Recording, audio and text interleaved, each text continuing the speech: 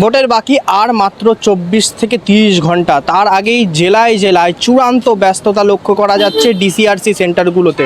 আমি এই মুহূর্তে দাঁড়িয়ে রয়েছি 103 বীজপুর বিধানসভা কেন্দ্রের DCRC centre Kanchrapara Harnett high school, এবং এই হার্নেট হাই স্কুলে কিন্তু এই বিধানসভা ডিসিআরসি সেন্টার করা হয়েছে।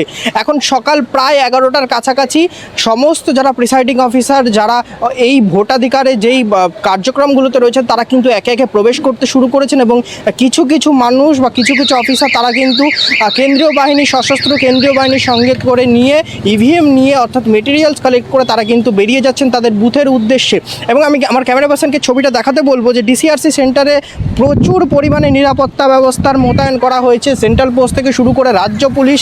এবং গতকাল দ্বিতীয় দফার যে নির্বাচন, সেই দ্বিতীয় দফার নির্বাচনে কিন্তু প্রায় 2300 কোম্পানি সেন্ট্রাল ফোর্স মজুদ থাকবে, এবং প্রায় 38,300 রাজ্য পুলিশ কিন্তু মোতায়েন থাকবে সমস্ত বুথগুলোতে।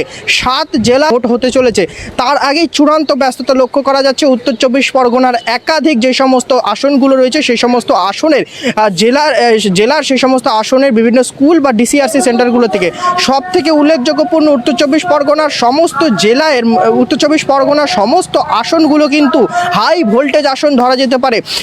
এর আগেও ধরা যেতে পারে যে গতকাল বীজপুরে যেই ঘটনাটি ঘটেছিল ভোটের আগে, সেইখানে নিয়েও কিন্তু স্থানীয় বাসিন্দারা কিন্তু একটি নিরাপত্তার জনিত ইস্যু তুলে দিচ্ছেন। যারা ভোট কর্মীরা রয়েছেন তারা কিন্তু তাদের ইভিএম নিয়ে সরাসরি বুথের উদ্দেশ্যে রওনা দিচ্ছেন। ক্যামেরায় দিব্যেন্দু ধরের সঙ্গে অর্ঘ্য, কাঁচরাপাড়া, নিউজ হোয়াট অ্যাবাউট।